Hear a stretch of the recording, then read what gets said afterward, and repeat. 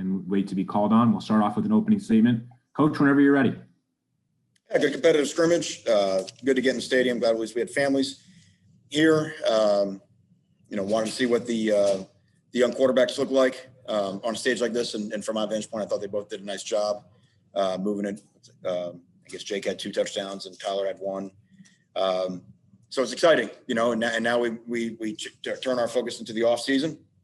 And this has to be, we just talked about that in the locker room. Our habits have to match our expectations. And right now our expectations are pretty high. All right, we'll head into questions now. We'll start off with David Lake from Inside the U. David. Hey, Coach, I wanted to ask you mainly about the transfers, the 3 guys you added to this year's roster. All 3 kind of flashed today, and was just curious about how you felt like they performed today and just also during the course of the spring.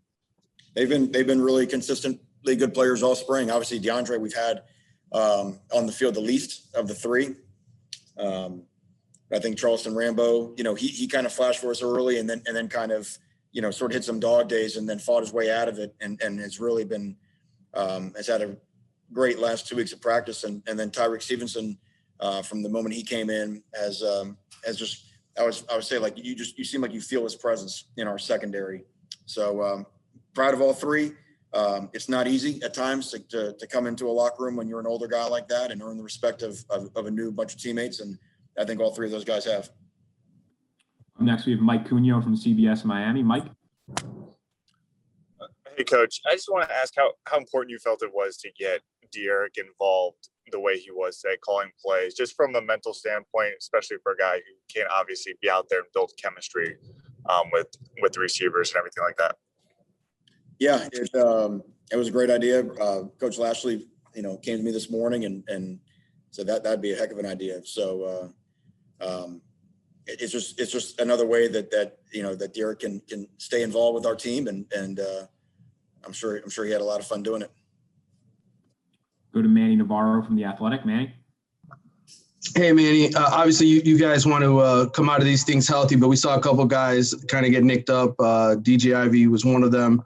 I know he's had a great camp for you. Just curious how he's doing and maybe the status of some of the other guys who were sidelined.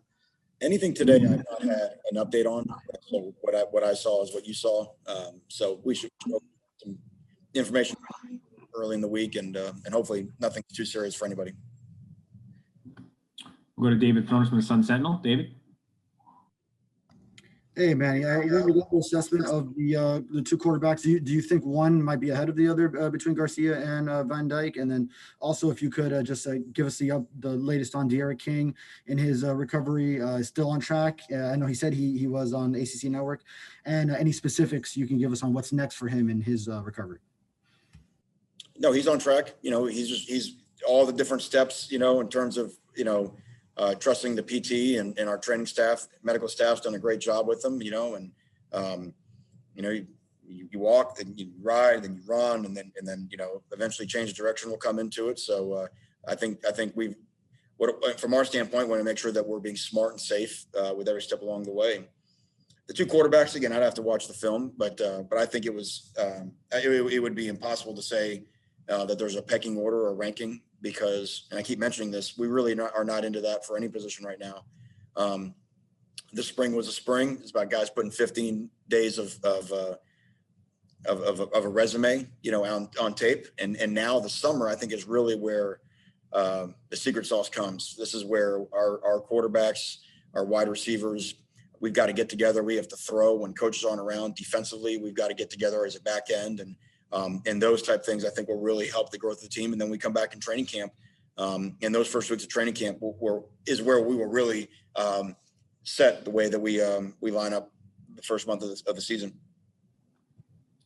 Up next, we have Gary Furman from Kane Sport. Gary. Hey, Manny, how are you? You had a few young safeties today that looked really good and seemed to pop often. Cam, obviously, Washington, Avante. Obviously, a crowded position going into the fall. What kind of role do you see these guys potentially being able to carve out for themselves? Well, first and foremost, especially the ones that really haven't played a whole lot, you want like any player, you want them to get into the game on special teams, sort of learn what it's all about out there. The those guys do it. They flash, they make a lot of plays, but they're also a little bit wild. And our offense makes it tough. It's tough to be a young DB and a young safety with the tempo and all the different formations and motions that our offense threw at them today in the spring game. So just, getting the adjustments, checks, tackling, you know what I mean? We got guys that are just because you can drive the car 120 miles an hour doesn't mean you always have to have it at 120. You got to be able to come to balance when it's time to tackle. So those guys are just, they're learning, but I will tell you that this spring, because of the large number of guys that we've had out in our secondary, has been great for them, because now they'll look back on these reps they've got this spring, and I suspect they'll be even better players when they come back in August and then just continue to grow from there. We'll go now to Chris Stock from Inside the U. Chris. Yeah, man, you touched on the quarterbacks, and obviously the eyes will go to the quarterbacks, the receivers, and today. But I'm curious your take on the defensive performance today as a whole. And you just touched on some guys were out, but just what do you think of the defense today? Yeah, I thought it was okay. Again, we by design, because we didn't have very many running backs, we threw the ball a lot today, and then defensively we really lined up in two coverages. We were going to be vanilla on purpose today defensively. So. I think obviously you're looking at a secondary missing a lot of key parts, and a lot of young guys that are in there. And so, that's why this is a baptism by fire for them. And the more they continue to get in there, the better off that they'll be. So. We'll go now to Brandon O'Doy from Football Hotbed. Brandon. Coach, the depth and even the potential for depth is something that's striking. I just wanted to ask, especially with Borregales coming to, take over for his brother, how good do you think? We can't hear you, Brandon. Can you hear me now? Barely. Yeah, go ahead. Maybe I'll. Just a conversation on how good do you think the special teams will be, since we have so much depth, particularly at the DB position and on defense. How good do you think that would be impacted? And then with Andreas coming to, take over for his brother, all of that combined. Well, yeah, I would hope that this is our special teams units, the players on special teams. We should really have a great special teams unit this year. But a lot of teams have a lot of guys back, so I think you'll find really highly competitive special teams this fall all across the country in college football. Now, our specialists they have, in the last 2 weeks when we've come in the stadium, they've been special. I mean, we all know what Headley could do. Last year we set a record for net punt in the NCAA history. And the way that Andres has looked coming in the stadium, and not just his field goals, but his kickoffs, kickoffs 5 yards deep in the end zone. That has been as exciting of an event this spring as anything we've had. So he never looks like it's too big for him. And that's encouraging. Up next, we have Susan Miller-Degnan from the Miami Herald. Susan. Hey, Manny. I just wanted you to talk a little bit more, if you could, about the quarterbacks. It was the first time we could see Jake Garcia, for example, and we have 255 yards and 2 touchdowns, 19 to 25. He looked very good. And Tyler looked good too.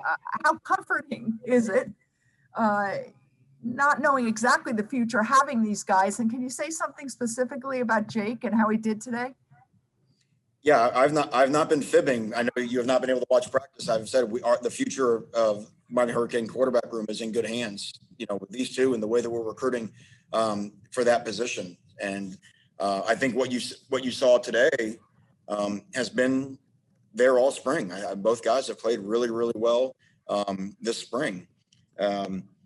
Jake, again, I think Jake gets into a game and looks very comfortable. I think both guys, that's the biggest thing. They both have really good pocket presence. They both look really comfortable. They have a great understanding of where the wide receivers are, and then they've got the arm talent to get the ball there. And we've got enough skill guys that can make things happen down the field. I thought our guys did a good job of making some plays down the field for our quarterbacks. So this will be a battle that everybody will want to declare early winners in because that's just what people want to do, and that's okay. But this is going to be a long developmental process of like I said, going to summer training camp and beyond. But how cool that all the guys in the quarterback room have the opportunity to push themselves, and I think that's the encouraging thing for the future of Miami Hurricanes football. Our last question comes from David Wilson from the Miami Herald. David. Hey, Manny. You kind of following up on what Chris was asking about the defense. Just the defensive line in particular, I know you've talked a lot about how you guys pretty much every year you've been here have had a guy with a big sack total. Just coming out of the spring, how confident do you feel that you guys can have a guy like that, considering the still relative lack of experience, plus I guess DeAndre, who just we still haven't necessarily seen a ton of? That's our expectation. I am confident because that's our expectation. That's something that we will continue to maintain the pressure we have on the quarterback. The best way to do that is what I thought we did a really good job of the spring, which is stopping the run. Because when you stop the run, you leverage people into passing situations, and then everybody can pin their ears back and go get after the quarterback. And so it's like it's like eating your meat and potato and vegetables before you get dessert. And I suspect we'll be able to feast on dessert as long as we do get the main course right. I thought DeAndre flashed today. I think we've got other guys that can really go. Cam Williams needs a great summer. Jafari Harvey will get a great summer. Chance Williams just needs continued reps. And you got Zach McLeod, who just with his effort alone, we know will make plays. So we told him today, a similar refrain every year. How are we going to replace Chad Thomas and Trent Harris? How will we replace Joe Jackson?